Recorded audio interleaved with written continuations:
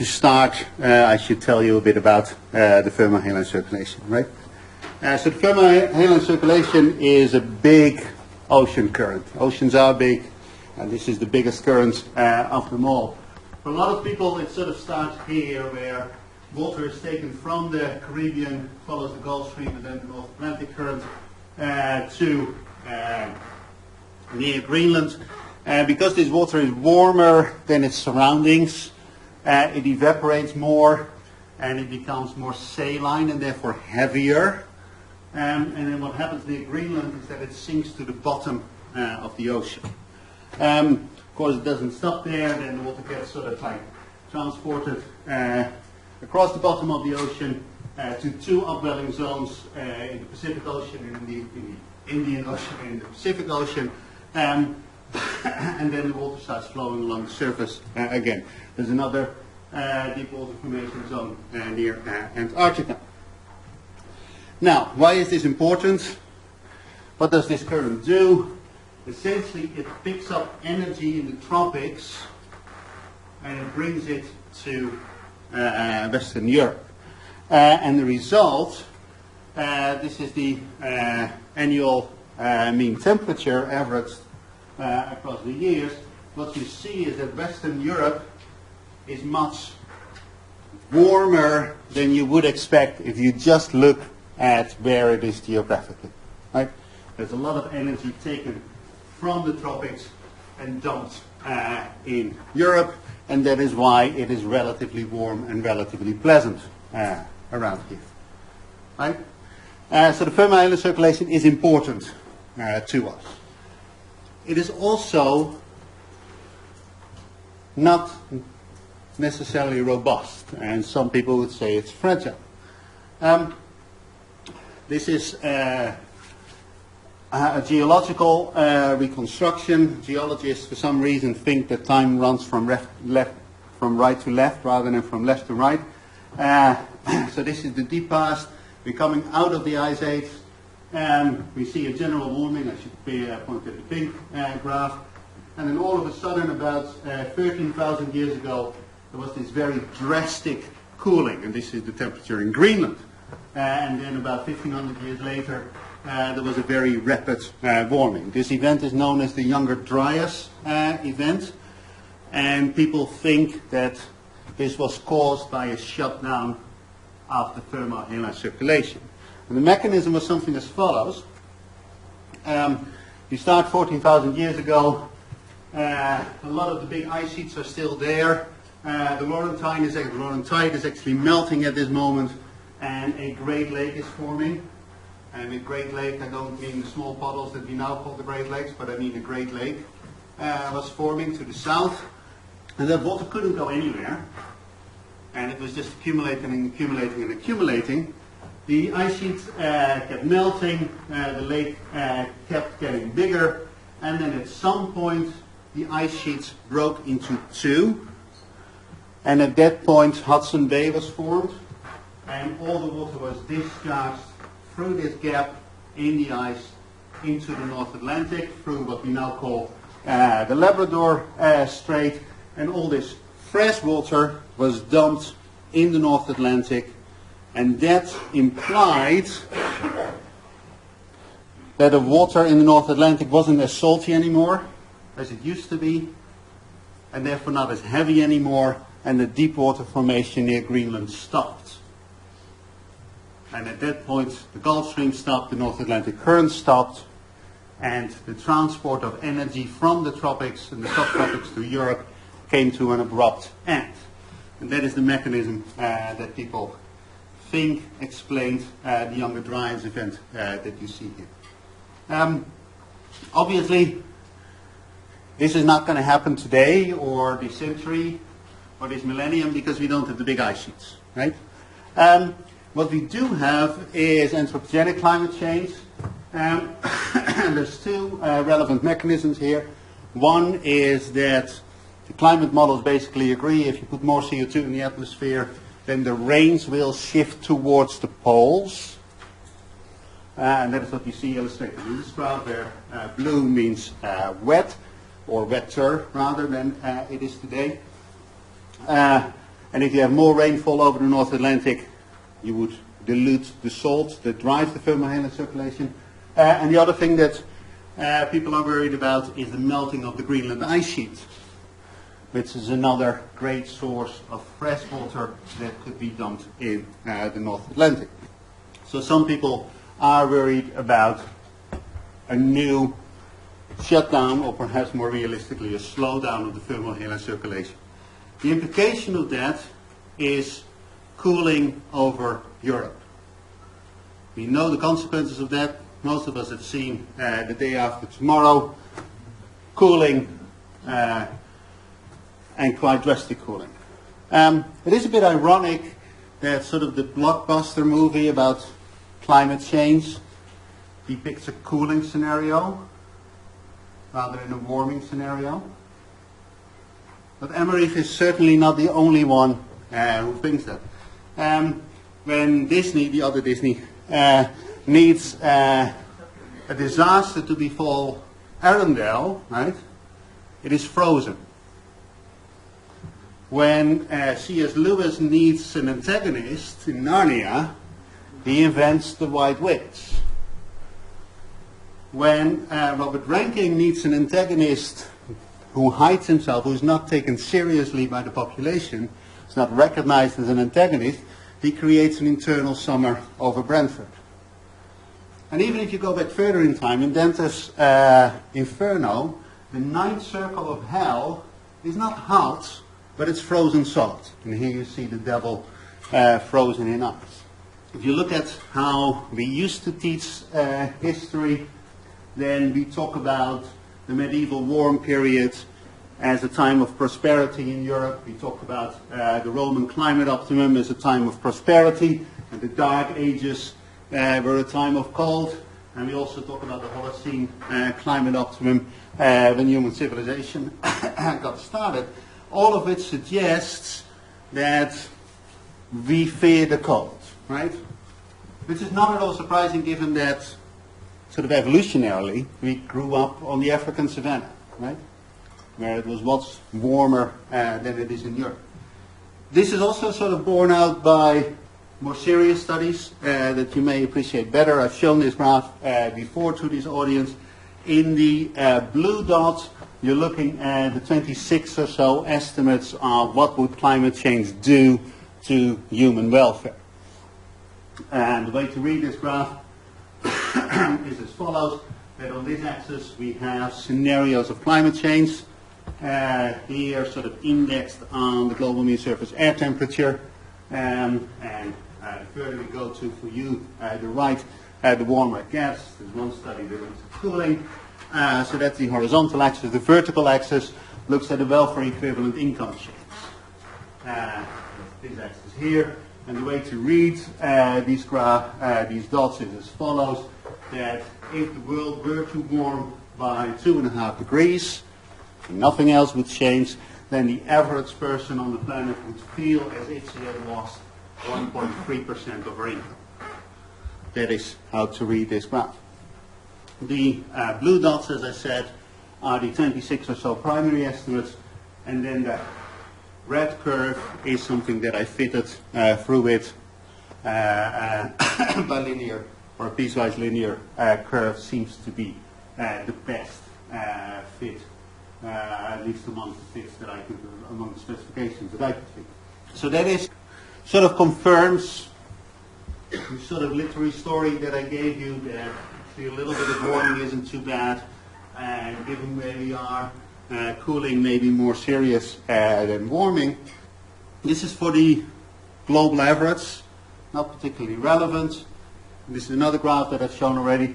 This is the same story now for 2.5 degrees of warming, and now for 165 countries or so across the world. The countries are ranked according to their per capita income in 2005. The poorest countries are to the left, the richest countries are to the right. And what you see here is that poorer countries are much more vulnerable to climate change than are richer countries. You see sort of this broad increase in vulnerability, increase of the bad impacts of climate change for poorer countries. Of course, exceptions to that Places like Mongolia are pretty poor but also pretty cold. Places like Singapore are pretty rich but pretty hot already, and would probably see negative consequences. I think this is Singapore, Mongolia is probably this one here. Now, this is the curve for the world as a whole.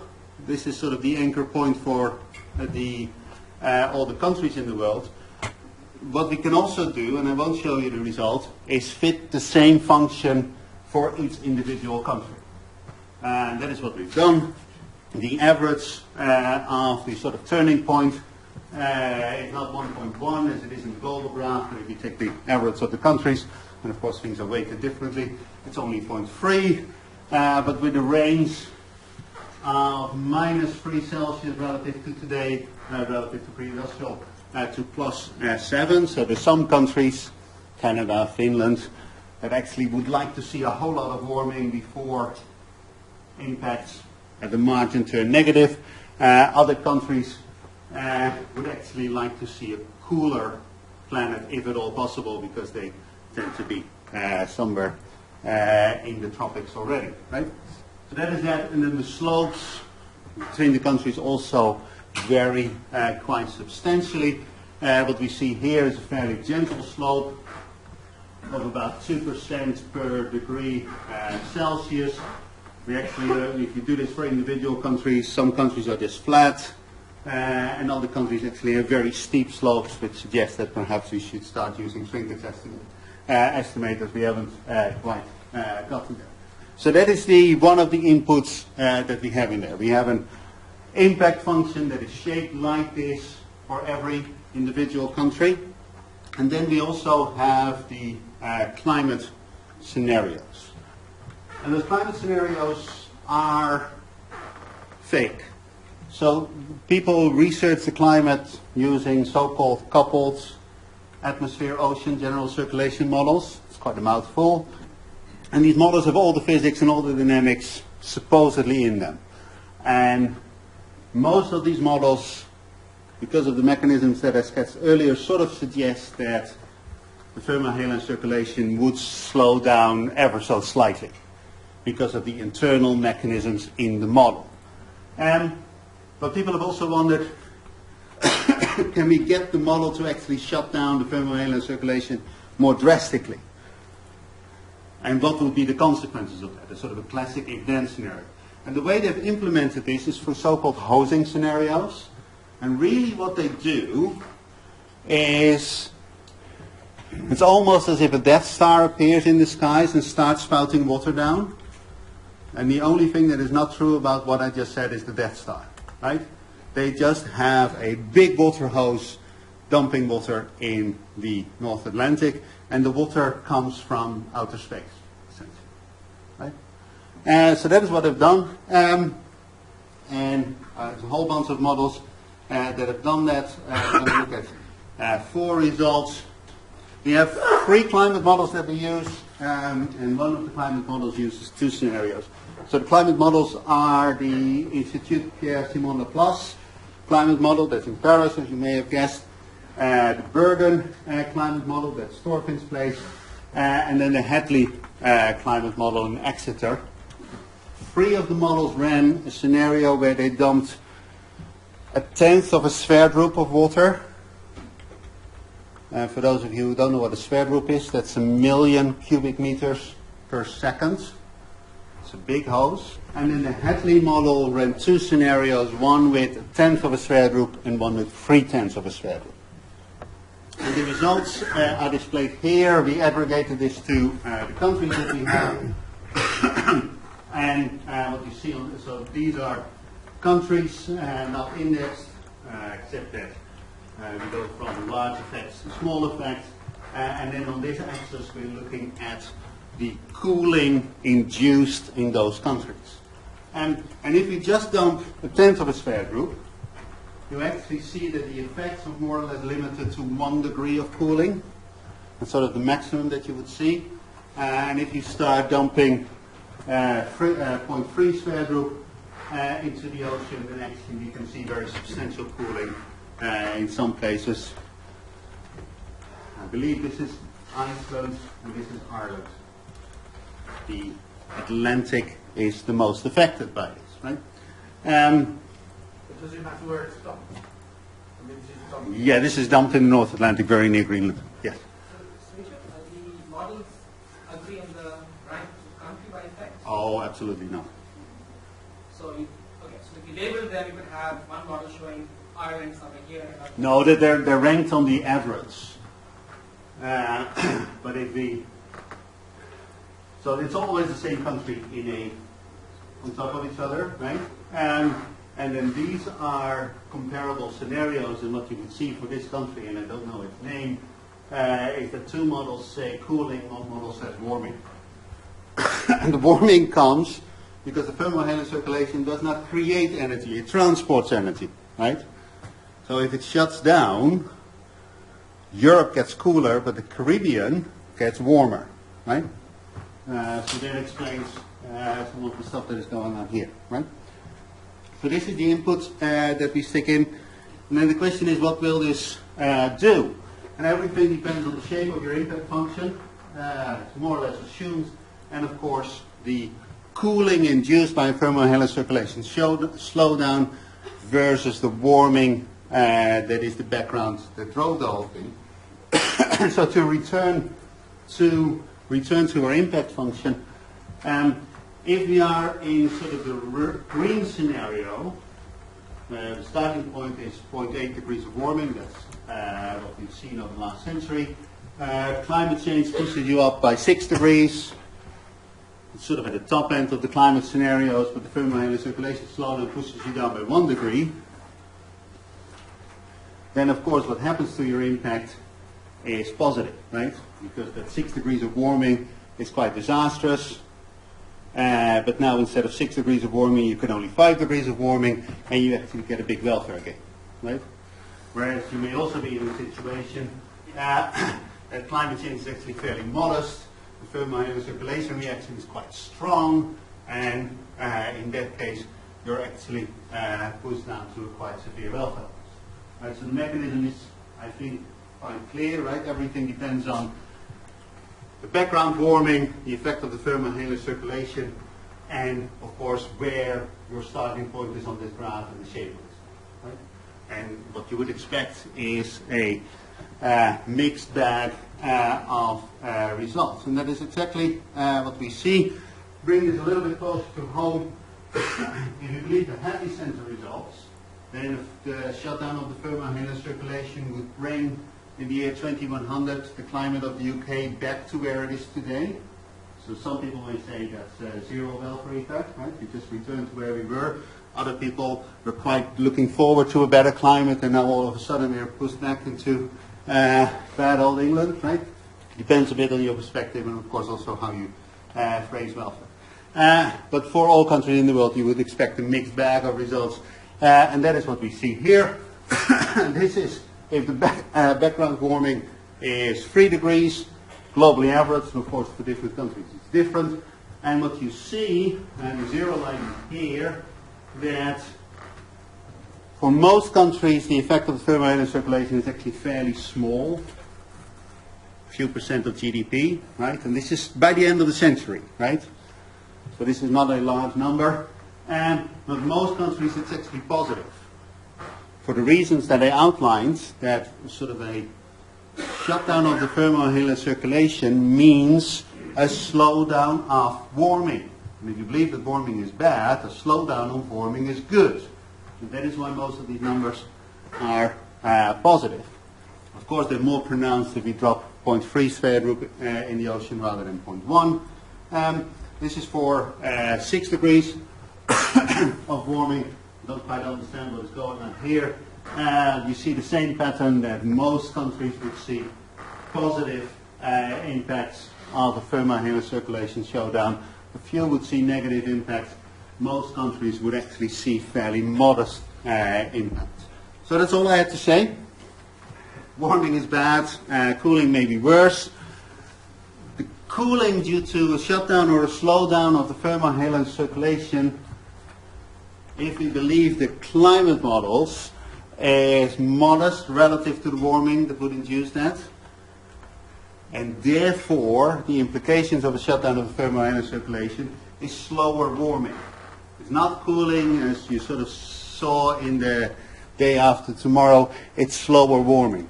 And by and large that will lead to welfare gains.